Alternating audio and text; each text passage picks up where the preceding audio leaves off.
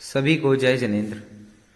ओम नमः सिद्धेभ्यः। तो आइए हम श्लोक के सामान्य अर्थ को जानने का प्रयास करते हैं। मेरा भाव आप तक केवल और केवल शब्दों का अर्थ पहुंचाना है। कुछ लोगों का भाव था कि व्याख्या आप उस पर करें, लेकिन व्याख्या अगर सुननी है तो वह आचार्य महाराज के द्वारा की गई व्याख्या को पढ़ें। गुरु जी आचार्य श्री विद्यासागर जी महाराज महामुनिराज ने जो भक्तामृत स्तोत्र का अर्थ बताया उन्हें समझें। मुनिपुंगव सुधा सागर जी महाराज, मुनिषि प्रमाण सागर जी महाराज आदि मुनिराजों ने जो व्याख्या की है उसको आप समझने का प्रयास करें। मेरा केवल आप तक शब्दों को पहुंचाना है। वो भी इसलिए कि जैसे आपने देखा होगा सामान्य व्यवहार में जब पेंट किया जाता है तो उसके पहले एक प्राइमर टच किया जाता है, उसका कोई अस्तित्व तो नहीं होता। बस मेरा भाव भी प्राइमर टच करने का है कि प्राइमर हो जाए, फिर पेंट होगा तो बहुत अच्छा होगा। तो इन्हीं भावों के साथ हम पढ़ते हैं। तो गुरु जी की जब आप व्याख्या सुनेंगे, मुनिराजों की व्याख्या सुनेंगे इस अर्थ को समझने के पास, तो आप पूर्ण रूप से उसे ग्रहण कर पाएंगे। तो हम सभी उन शब्दों को, आचार्य महाराज के शब्दों को पूर्ण रूप से ग्रहण कर पाएं, इसलिए हम यहाँ पर अध्ययन कर रहे हैं केवल शब्दों का। तो आइए देखते हैं क्या है 7वें श्लोक का अर्थ। त्वत्संस्तवेन, त्वत यानी होता है आपके, संस्तवेन यानी स्तवन से, आपके स्तवन से, आपके स्तवन से। भव संतति, भव का अर्थ होता है जो जन्म और मृत्यु की जो एक कड़ी है, जब वो पूर्ण होती है तो एक भव होता है।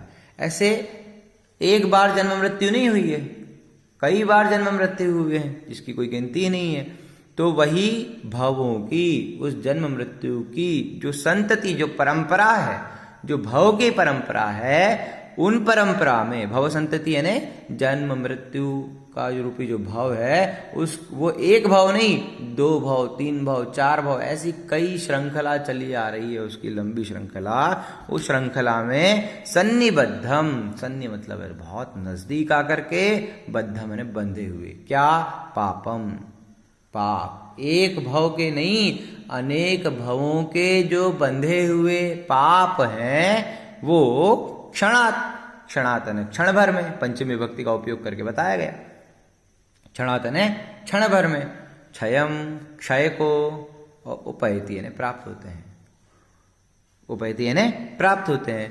हे भगवान, आपके स्तवन से, त्वत्संस्तवेन यानी आपके स्तवन से, भव संतति भवों की परंपरा से, सन्निबद्धम जो बंधे हुए, पाप मैंने पाप, क्षणात, क्षणात यानी क्षण भर में, क्षयम उपैति क्षय को प्राप्त होते हैं। हे भगवान, अरे आपके स्तवन से, इस परंपरा के नहीं, इस भव के परंपरा के नहीं, पिछले पिछले भवों के भी बंधे हुए पाप क्षणात यानी क्षण भर में, क्षयम उपैति क्षय को प्राप्त हो जाते हैं। किसके पाप क्षय को प्राप्त हो जाते हैं? शरीर भाजाम, शरीरधारियों के। ठीक है, जो शरीरधारी है उनके पाप हैं, उनके कर्म हैं, और जो अशरीरी है उनका कोई कर्म नहीं है, कर्म नहीं है इसलिए वह अशरीरी हो गए। तो हम भी अशरीरी बने, इन्हीं भावों के साथ प्रभु की हम स्मरण करते हैं, प्रभु की स्तुति करते हैं। तो यहाँ पर कहा गया, अब क्या अर्थ होगा 2 पंक्ति का, जो शरीर धारा भाजाम, जो शरीरधारी हैं उनके क्या, त्वत्संस्तवेन आपके स्तवन से, भव संतति भवों की परंपरा से, सन्निबद्धम बंधे हुए, क्या पापम पाप, क्षणात ने क्षण भर में, क्षयम क्षय को, उपैति ने प्राप्त होते हैं। मतलब आपके स्तवन से शरीरधारियों के भवों के पाप क्षण भर में नष्ट हो जाते हैं, क्षण भर में क्षय को उपैति ने प्राप्त हो जाते हैं। अब 2 पंक्ति का अर्थ देखेंगे। अपन देखते आ रहे हैं कि आचार्य महाराज क्या कर रहे हैं, 2 पंक्ति में अपनी बात प्रस्तुत कर रहे हैं, उसके बाद एक उदाहरण दे रहे हैं। अब कौन सा उदाहरण देते हैं आचार्य महाराज? इसी लोक का उदाहरण देते हैं कि देखिए भगवान, एक भक्त देखो क्या कहता है कि भगवान ऐसी स्थिति है, आपके कारण ऐसा हो रहा है, और फिर एक खुद ही उदाहरण देते हैं अपनी बात को पुष्ट करने के लिए। देखिए लोक में भी ऐसा होता है। लोक में कैसा होता है? तो पहले वाले श्लोक में अपन ने देखा था कि वो कोयल भी मधुरम विरौती, वसंत ऋतु में बोलती है, किसके कारण? तच्चाम्र चारु कलिका, उस आम की चारु कलिका के कारण। ठीक इसी प्रकार से मैं भी बोल रहा हूं आपकी भक्ति के कारण। अब इस श्लोक में कहते हैं कि क्षण भर में पाप नष्ट को प्राप्त होते हैं। अब एक कोई उदाहरण देंगे, देखिए क्या लिख देते उदाहरण। आक्रांत लोक मलिनीलम शेष माशु। आक्रांत का अर्थ होता है व्याप्त है, व्याप्त ने फैला है। क्या फैला है? लोकम, लोक में क्या फैला है? अली, अली यानी भौरा, भ्रमर। आपने देखा होगा जो फूल में भौरा जो घूमता है पराग लेने के लिए, वो भ्रमर जो एकदम बहुत ज़्यादा नील वर्ण का होता है, जैसे कृष्ण के समान लगता है, काले वर्ण के समान लगता है एकदम, वही नील का अर्थ कृष्ण काला वर्ण भी ले लिया जाता है। तो आक्रांत लोक मलि नीलम अशेष माशु, वो आक्रांत जो लोक में व्याप्त है, फैला है। क्या फैला है? अली यानी भौरे के समान, नीलम नील वर्ण का, कृष्ण वर्ण का, शार्वर रात्रि का, अंधकारम जो लोक में रात्रि का अंधकार फैला है। वो रात्रि का अंधकार कैसा है? अली नीलम, भौरे के वर्ण के समान है, भ्रमर के वर्ण के समान है। वैसा अंधकार, पूर्णिमा का अंधकार नहीं, लेकिन जहां कुछ भी उजेला ना हो, इतना गाढ़ अंधकार, वो अंधकार सूर्यांशु, सूर्य की अंशु, सूर्य की किरणों से छिन्न भिन्न हो जाता है। जैसे सूर्य की किरणों से वो भौरे के समान वर्ण का शार्वर रात्रि का अंधकारम, अंधकार नष्ट हो जाता है। और कैसे नष्ट होता है? अशेषम आशु, अशेषम मैंने कुछ भी शेष नहीं रहता कि कहीं कोने में अंधकार रह गया, नहीं, जहां सूर्य की किरणें आई वहां पर वह अंधकार नष्ट हो गया। और आशु यानी शीघ्र ही, ऐसा नहीं कि किरणें आई हैं थोड़ी देर बाद जाएगा अंधकार, नहीं, आशु शीघ्र ही नष्ट हो जाता है। तो आचार्य महाराज ने नीचे की दो पंक्ति में क्या कह दिया? आक्रांत मतलब लोक में व्याप्त, आक्रांत मतलब व्याप्त।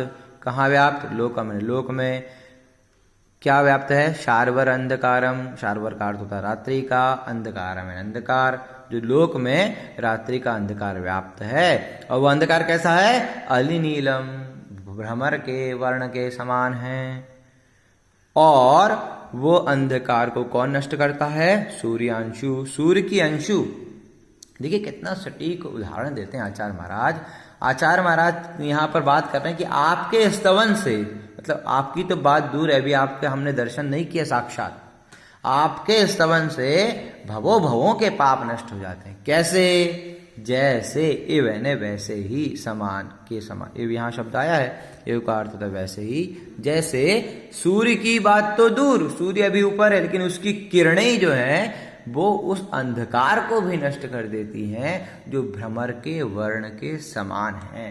तो इस प्रकार से आचार्य महाराज की भक्ति का और सूर्य की किरणों का, दोनों का आपस में संबंध बताते हुए आचार्य महाराज ने यहाँ पर अपने भाव प्रस्तुत किए हैं। तो ठीक है, क्या कहते हैं? आक्रांतम, आक्रांत है, लोकम ने लोक में, अली यानी भौरे के समान, नीलम यानी कृष्णवर्ण नीलवर्ण का, शार्वर अंधकार मतलब रात्रि का अंधकार। वो अंधकार छिन्न भिन्न हो जाता, नष्ट हो जाता है। किससे हो जाता है? सूर्यांशु, सूर्य की किरणों से। और कैसा नष्ट होता है? अशेषम, कुछ भी शेष नहीं रहता। और आशु यानी शीघ्र ही, ना तो कुछ शेष रहता है और शीघ्र चला जाता है। तो वैसे ही आपके स्तवन से क्षणातन, क्षण भर में क्षयम उपैति, क्षय को प्राप्त हो जाते हैं। कौन? पापम, पाप जो है क्षय को प्राप्त हो जाते हैं। अब देखिए बहुत सामान्य से इसका अर्थ देख लेंगे। तत्संस्तवेन, आपके स्तवन से, भवसंतति, भवो भवों की परंपरा से, सन्निबद्धम जो बंधे हुए, पापम यानी पाप हैं, वो क्षणात यानी क्षण भर में, क्षयम यानी क्षय को, उपैति यानी प्राप्त हो जाते हैं। किसके प्राप्त होते हैं? शरीर भाजाम, जो शरीरधारी लोग हैं उनके ही पाप जो है वो क्षण भर में नष्ट हो जाते हैं। अब शरीरधारी मतलब सब कोई आ गया, चाहे वो वनस्पति हो, चाहे कोई हो, चाहे देवता हो। और क्या कहते हैं? आक्रांतम, आक्रांतन व्याप्त हैं, लोकम लोक में, अली यानी भौरे के समान नीलवर्ण वाले, जो लोक में व्याप्त है, अली यानी भौरे के समान, नीला वर्ण वाला, क्या या कृष्ण वर्ण वाला, चार वर्ण रात्रि का, अंधकारम मतलब अंधकार, जो रात्रि का अंधकार है वो कैसा है, लोक में व्याप्त है। और सूर्यांशु, सूर्य की अंशु मतलब किरणें, सूर्य की किरणें भिन्नम उसको छिन्न भिन्न कर देती हैं, नष्ट कर देती हैं। कैसे नष्ट करती हैं, अशेषम कुछ भी शेष नहीं रहता, क्या, अंधकार, अंधकार कुछ भी शेष नहीं रहता। और कैसे कब जाता है अंधकार, आशु मतलब शीघ्र ही जाता है, बहुत जल्दी चला जाता है, कोई समय नहीं लगता। तो इस प्रकार से यहाँ पर आचार्य महाराज ने कहा कि हे भगवान, जिस प्रकार से सूर्य की किरणें उस रात्रि के अंधकार को कुछ भी शेष न रहते हुए आशु यानी शीघ्र ही नष्ट कर देती है, ठीक वैसे ही आपका स्तवन हमारे भवों भवों के जो बंधे हुए पाप हैं उनको क्षण भर में क्षयम उपैति, क्षय को प्राप्त करा देते हैं। आपके स्तवन से इस भव के तो ठीक अनेक भवों के पाप क्षय को न प्राप्त हो जाते हैं। यही भाव आचार्य महाराज ने यहाँ पर लिखा है। हम सभी इसका चिंतन करते हुए, इसका मनन करते हुए भगवान के सामने स्तुति करें। बोलिए एक ही श्लोक का बार बार चिंतन करते हुए जब जब हम पढ़ते हैं तो उसका बार बार चिंतन करते हुए भगवान के सामने प्रस्तुत करें तो बहुत अच्छा होगा। इसलिए हम प्रतिदिन एक एक श्लोक को के अर्थ को बता रहे हैं। आप सभी लोग अच्छे से पढ़िए, हम भी अच्छे से समझने का प्रयास करेंगे। तो इन्हीं भावों के साथ आप सभी को जय जिनेंद्र। अगले वीडियो में हम अगले श्लोक का अर्थ और उच्चारण देखेंगे।